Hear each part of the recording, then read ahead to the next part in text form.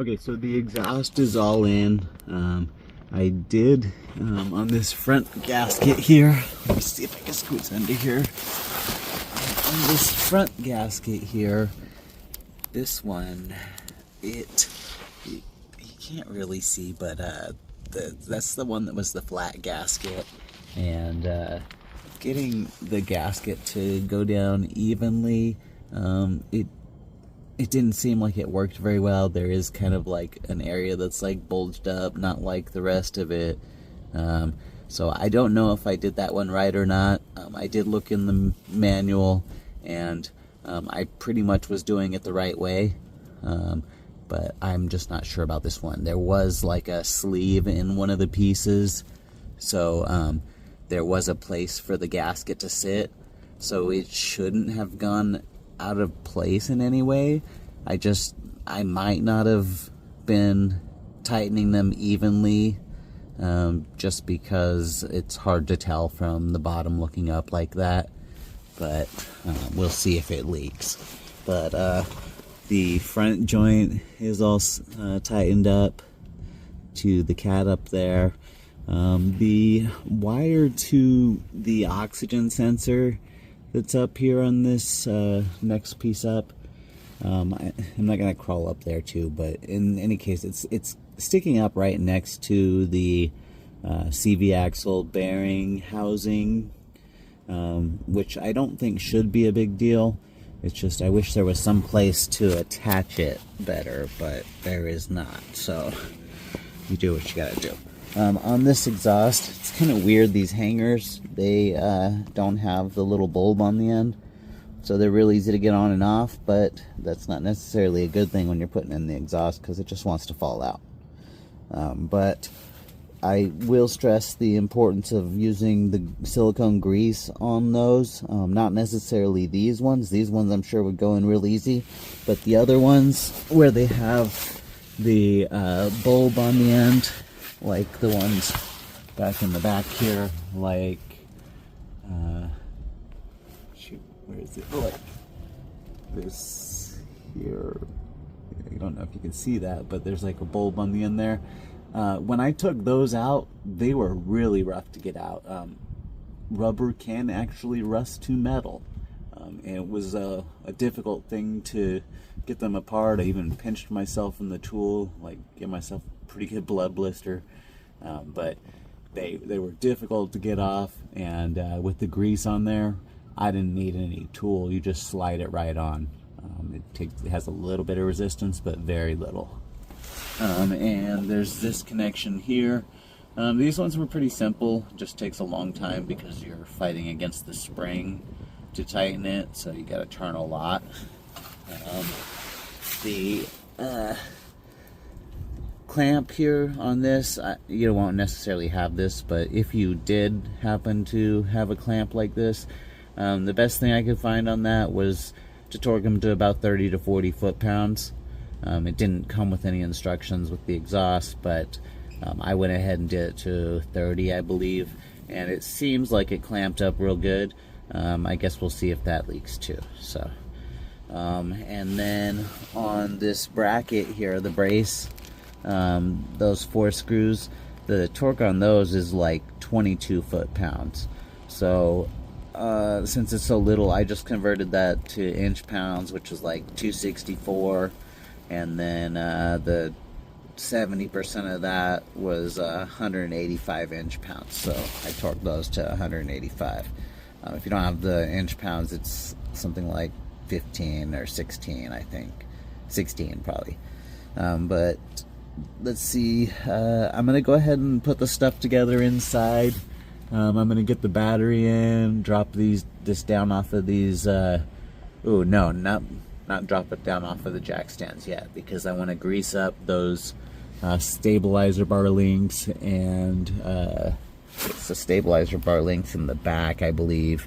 And then there was something else. I think it was the ball joints. Yeah, the front ball joints I need to grease up too. So there's a couple things I need to grease up. I got some Lucas heavy duty, the green grease. It's a polyurea grease, so I'm gonna use that in there. And and I'll get back to you. Looks like we're almost here. Almost done. Okay, I just wanted to share how easy it is to grease. If you get one of these little grease guns, this one's like a little pistol grip one. You can have the hose sticking out straight off the end like I have it, or you can have it coming through the hole there like a little pistol. But when you put it on, it's pretty simple. The end, you just push onto it and it pops on, and then once it pops on, you just pump your grease, and then once that boot starts to swell just a little bit, stop. Now if you pump too much like I did on the last one, all you have to do is just take out that Zerk fitting that you're greasing, the little nipple there, that's called a Zerk, but basically just take that out, and the pressure of the grease, it'll just come right out there, and then wipe that up, and then just put your fitting back in, and it'll be fully greased. So just a little tip, I guess. This could be something that I'm doing wrong, and if I am, somebody just let me know. But once in a while I'll have the grease gun get stuck on there, and usually you can kind of wiggle it back and forth and all around and it'll pop off. But if it doesn't, I just grab it with a set of channel locks like this on the back end where that connection's at, and then just kind of wiggle it around, yank on it, and it'll come off. But it wouldn't seem like you have to do that. Maybe I'm just doing something wrong, so let me know if I am. Okay, so I pretty much greased everything up. Not sure how much I got the stabilizer link on this side, just because it started leaking on me and spilling grease all around the tip. I messed with it quite a bit, but I could not get it to stop doing it, so not sure about the top and bottom on this side, but I'll check those out later.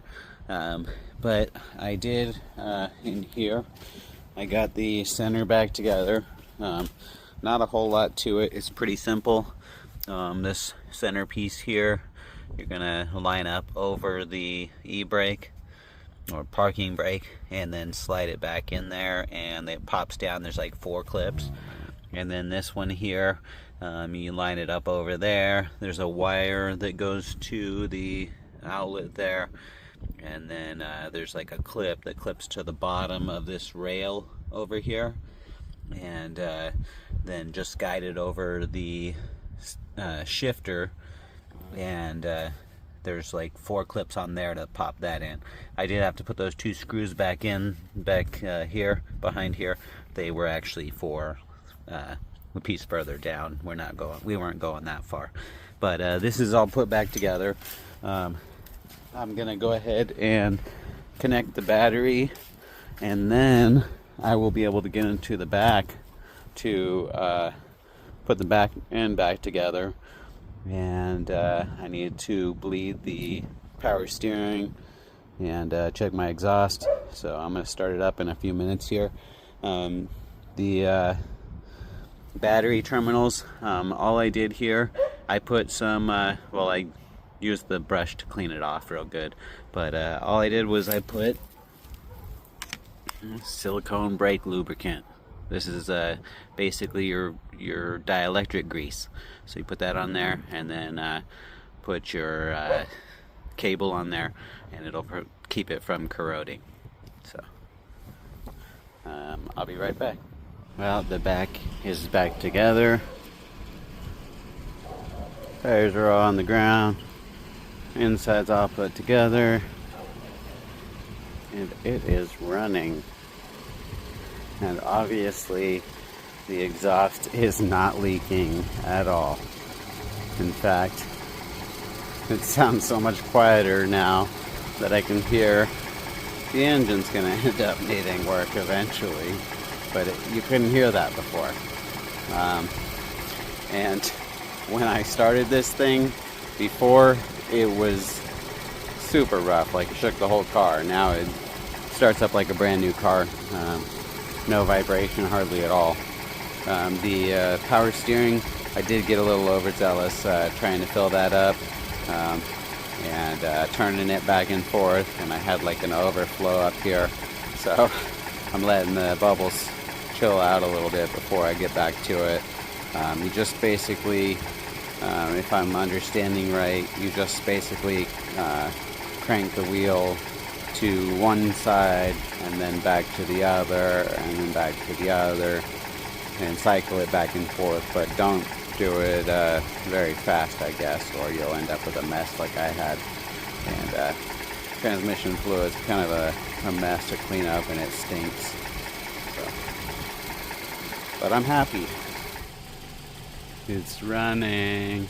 I'm about to go for a test drive. Okay, so I'll have to go back and catch up on anything that I missed on the videos. I just kind of got a little excited because everything was falling together, and I really wanted to go and get the alignment done.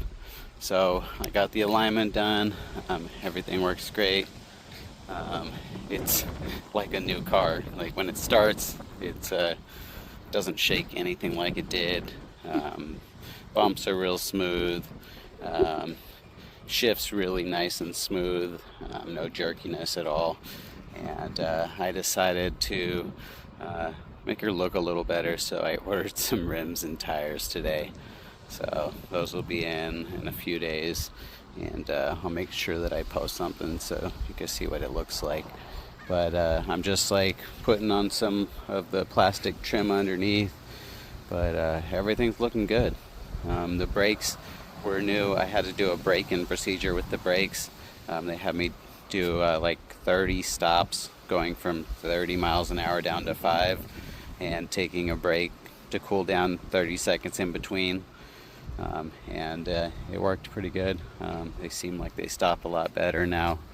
Last night when I first tried them, it wasn't really stopping all that great. It was a little bit weak on the stopping power.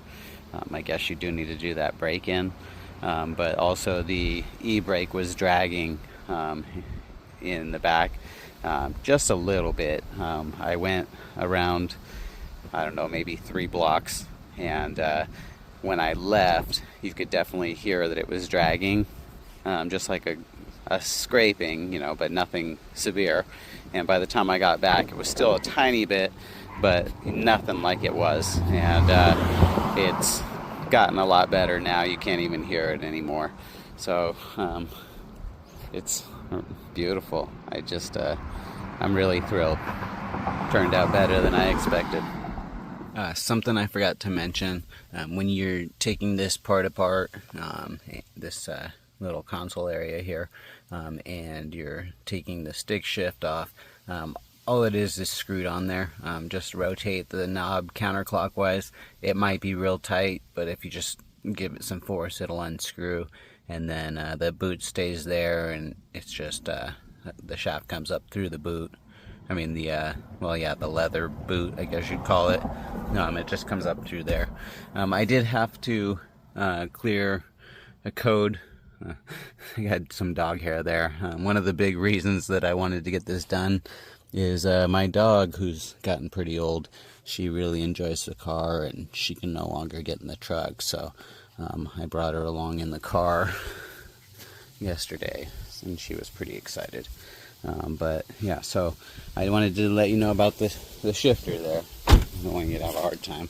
And then also the greasing. A lot of the reason that I wasn't sure if I got the top on the far side, I used a lot of grease. To be honest, like between these 2 ball joints down here, this one and the other side, I feel like I used most of a small tube of grease. It just kept filling it up and filling it up.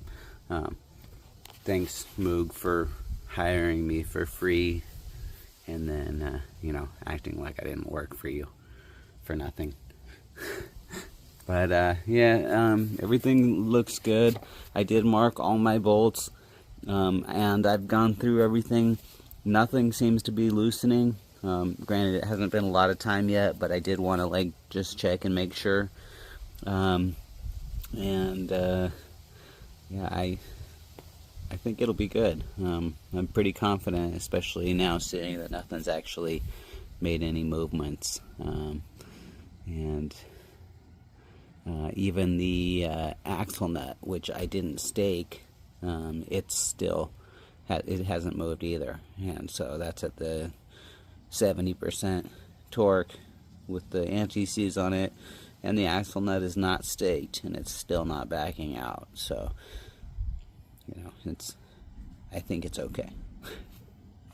Okay, so I haven't had a chance to catch up on the video yet, but I did want to show I got the new tires and rims today, and it's kind of dark, but I think they look really nice. You can really see through and see the calipers real nice, and you can see the rotors and everything looks pretty through it.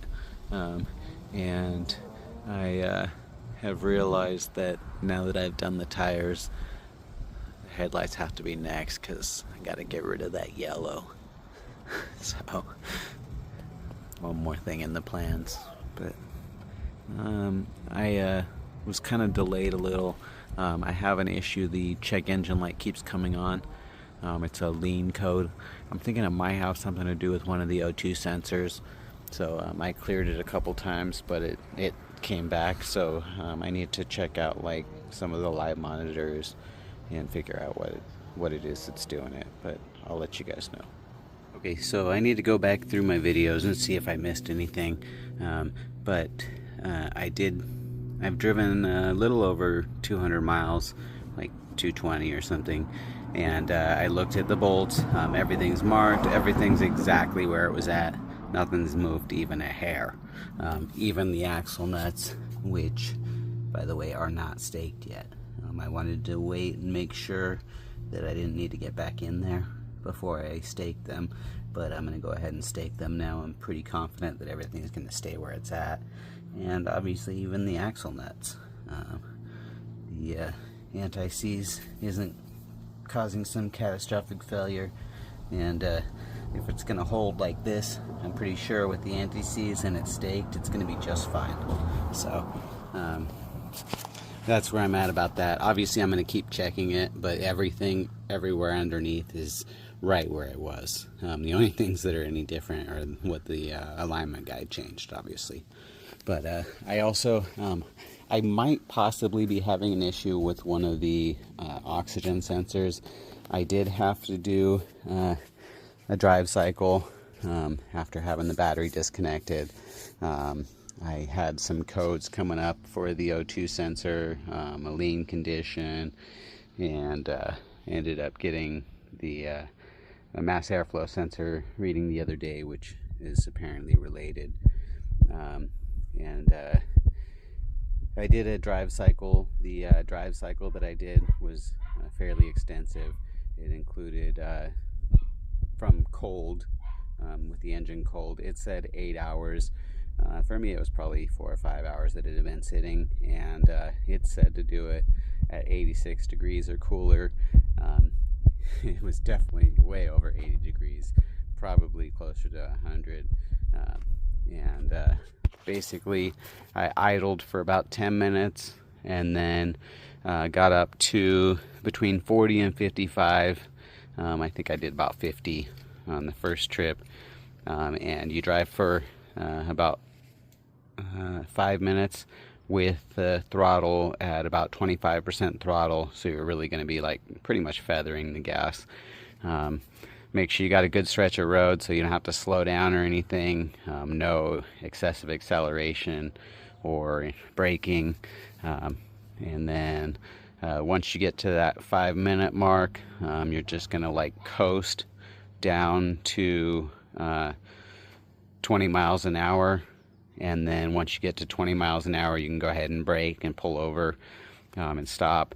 And then you're going to let it idle for, if you have the manual, let it idle for 2 minutes in neutral. If you have the automatic, let it idle in drive for 1 minute and then park for 1 minute. And then turn it off and let it sit for 1 minute, and then start it up. And then you're going to drive again between 40 and 55 miles per hour for 2 minutes, and then at that 2 minutes slow down to 20 miles an hour, either by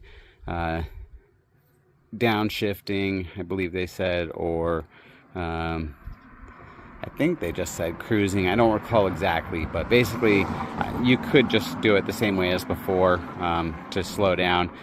But I do know they did say that you could decelerate by downshifting. But in any case, once you get down to 20 miles an hour, just go ahead and brake again to a stop, and then you're going to let it sit again in idle for the 2 minutes in neutral if it's a manual, or the 1 minute in drive and then 1 minute in park if it's an automatic, and then turn it off, let it sit off for 1 minute, and then go ahead and pull your monitors and see if they're ready. They should be ready at that point. If they're not, then you can try it again, or even what I'd recommend is probably just doing it early in the morning when it's been sitting overnight. But the one thing is, before you do this, make sure you clear any codes that are on there, because if you don't clear the codes before you do it, it won't do the drive cycle. So hopefully that helps. And I'm going to go ahead and stake these axle nuts, and I'll check over the video and see if I missed anything. And I am trying real hard to get the video out. I'm having a lot of trouble with the editing and actually getting it downloaded from the apps that I've been trying. So as soon as I can, I'll get it out there. Okay, so I did something. I think they look really good. I did not make a video before because I wasn't sure how it was going to go. But I did end up with an issue. I bought some LED bulbs for the daytime running lights here, and they got stuck inside the housing. So don't get LED bulbs for the daytime running lights, because now I have to take it all back apart so that I can dump it out through the turn signal hole there. So we're going to take it back apart, and I'll do a video of it. So if you're interested in doing this, it shouldn't be too hard for you to do. The first thing I'm going to do is disconnect the battery.